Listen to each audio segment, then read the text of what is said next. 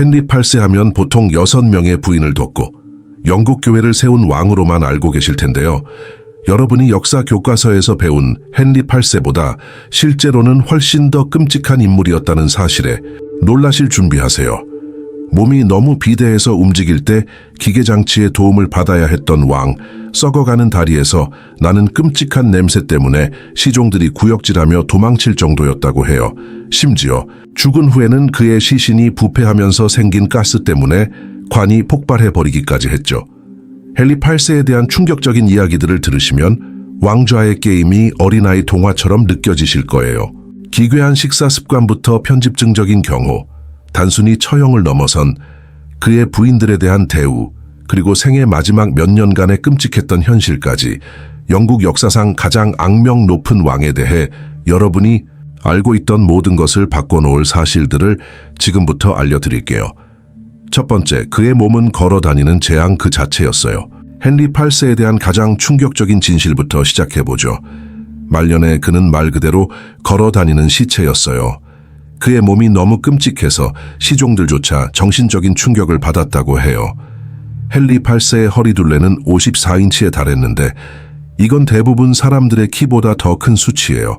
몸무게는 약 400파운드, 약 181kg였는데 당시 일반 남성들의 평균 몸무게가 140파운드, 약 63kg 정도였다는 걸 생각하면 얼마나 심각했는지 아시겠죠? 그런데 정말 소름 끼치는 부분은 이게 단순한 비만이 아니었다는 거예요.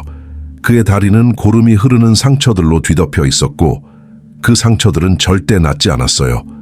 작은 상처가 아니라 끊임없이 고름을 흘리고 살점이 썩어 들어가는 거대한 궤양이었죠. 냄새가 얼마나 심했는지 신하들은 왕에게 다가갈 때마다 향수 뿌린 손수건으로 얼굴을 가려야 했다고 해요. 일부 역사 기록에 따르면 그 악취는 몇 개의 방을 건너서도 맡을 수 있을 정도였다고 하네요. 시종들은 제비를 뽑아서 왕의 옷 입는 것을 도와줄 사람을 정했는데 그 상처에 가까이 다가가는 일이 일종의 벌칙처럼 여겨졌기 때문이죠. 그런데 더 끔찍한 사실이 있어요. 현대의학 전문가들은 1136년 마상 시합 사고로 헨리 8세가 심각한 외상성 뇌 손상을 입었을 거라고 추측해요. 단순한 머리 부상이 아니었어요. 그는 2시간 동안 의식을 잃었는데 중세 시대에는 거의 죽은 거나 마찬가지였죠. 이 부상이 그의 성격을 완전히 바꿔놓았을 가능성이 높아요. 상대적으로 정상적이었던 젊은 왕이 말년에 편집증적이고 분노에 가득 찬 괴물로 변한 것을 설명해 주죠. 이런 내용은 역사, 시간에 안 가르쳐 주잖아요. 헨리 8세는 쿠싱 증후군도 앓았을 가능성이 커요. 급격한 체중 증가, 극심한 감정 기복, 그리고 낫지 않던 끔찍한 다리 궤양들이 모두 이 병의 증상들이거든요. 그의 주치의들은 왕이 심각한 병에 걸렸을 수도 있다고 감히 말할 엄두조차 내지 못했어요. 왕의 건강을 비판하는 것은 반역으로 간주되었기 때문이죠. 신성한 권리로 통치한다고 주장했던 이 남자는 생애 마지막 몇 년 동안 자기 배변조차 제대로 가리지 못했어요. 시종들이 헨리가 가는 곳마다 특별히 제작된 의자를 들고 다녀야 했는데 방에서 방으로 이동하는 동안에도 실수를 할 정도였죠. 이게 바로 사람을 잘못 쳐다봤다고 처형시켰던 그 남자였다는 거예요. 두 번째, 부인들의 삶은 생각보다 훨씬 더 끔찍했어요. 헨리 8세에게 6명의 부인이 있었고 그중 2명이 처형되었다는 건 다들 아실 텐데요. 그 부인들이 겪었던 현실은 단순한 참수형보다 훨씬 더 비참했어요. 현대의 연쇄 살인마들조차 질투할 만한 수준의 심리적 고문이었죠. 앤 불린을 예로 들어볼까요? 헨리는 그녀를 처형하기 전에 그녀의 음악가를 고문해서 그녀와 불륜을 저질렀다는 거짓 자백을 받아내는 식으로 정교한 모략을 꾸몄어요. 그런데 정말 섬뜩한 부분은 헨리가 앤에게 그녀의 오빠를 포함한 5명의 남자들이 그녀와 동침했다는 혐의로 처형당하는 모습을 지켜보게 만들었다는 거예요.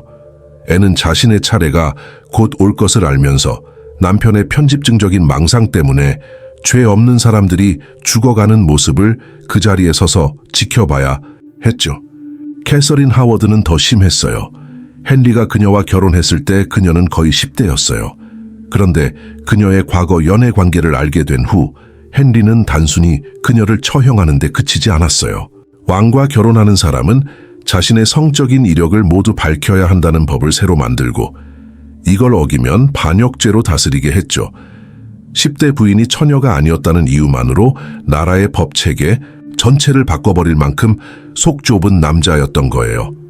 하지만 가장 끔찍했던 건 심리전이었어요. 헨리는 어느 날은 부인들에게 선물과 애정을 쏟아붓다가도 다음 날에는 완전히 무시하거나 위협을 가했어요.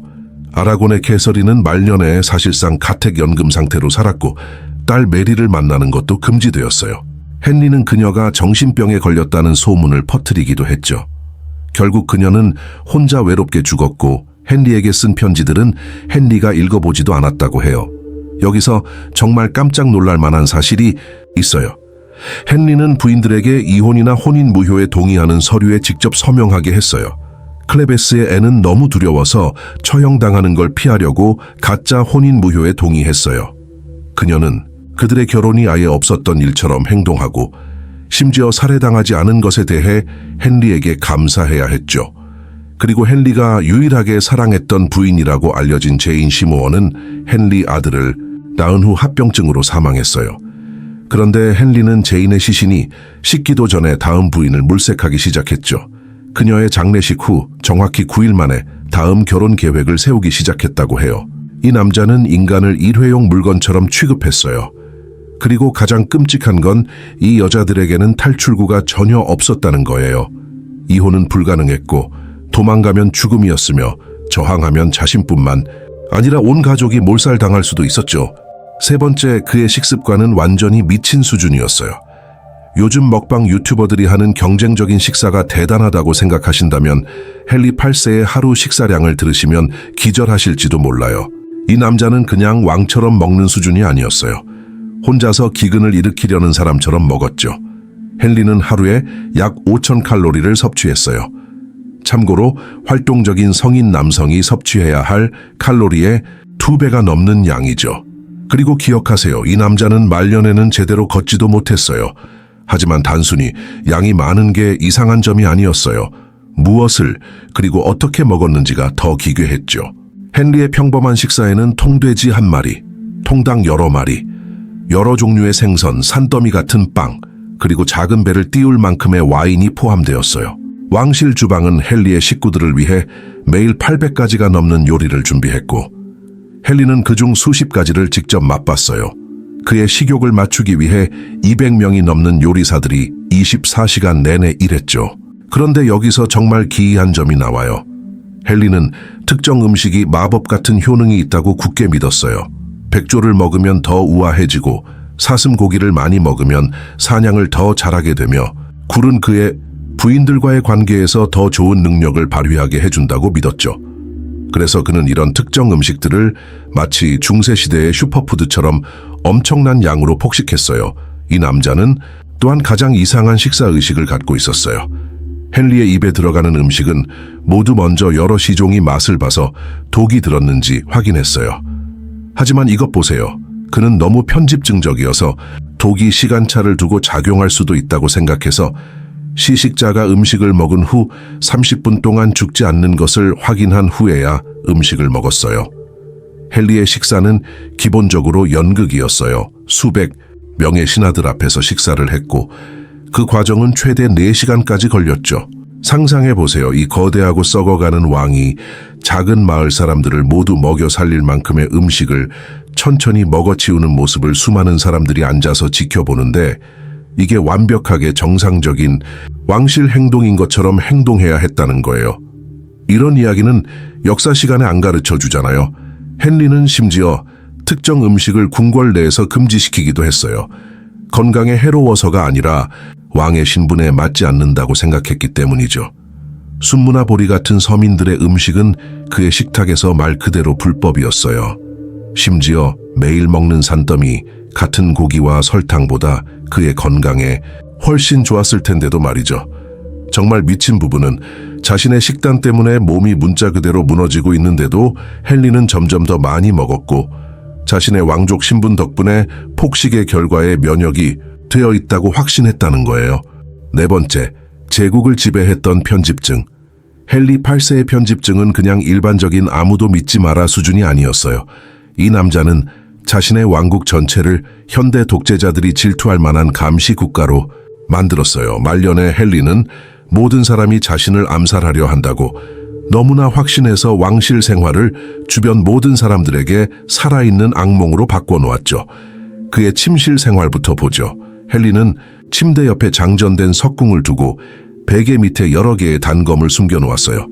하지만 그것도 모자라 자신의 침실 안에 무장한 경비병을 두어 밤새도록 자신을 지켜보게 했죠.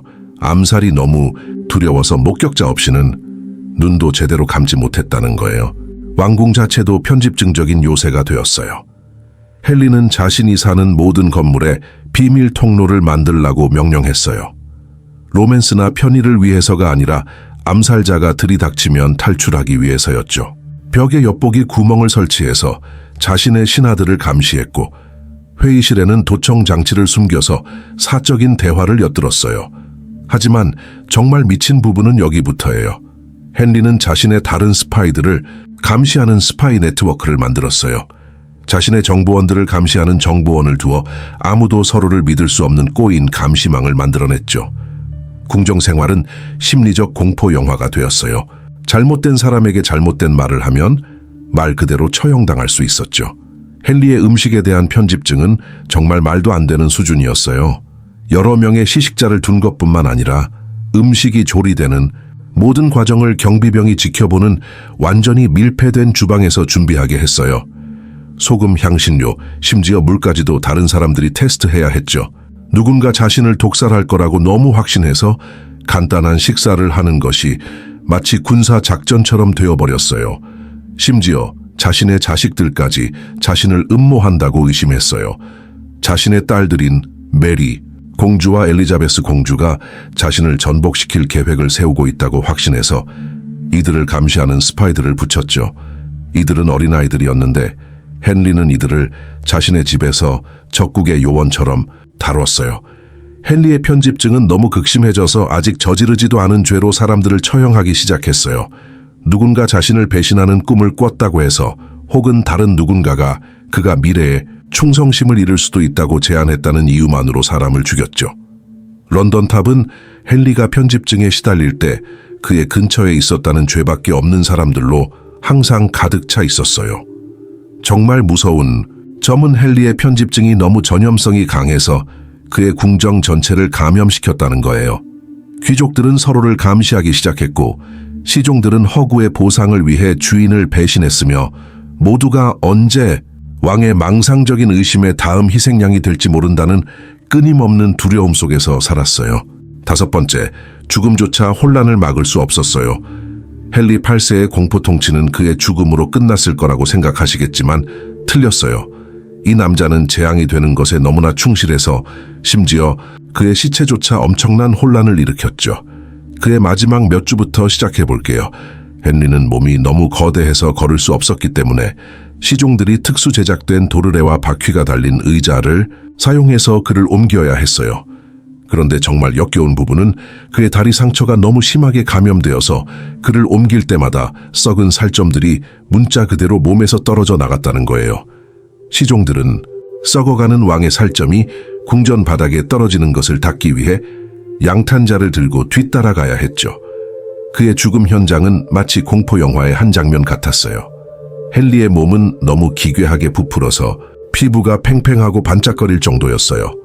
냄새는 너무 심해서 중세의학의 끔찍함에 익숙했던 그의 주치의들조차 토하기 위해 방을 나가야 했죠.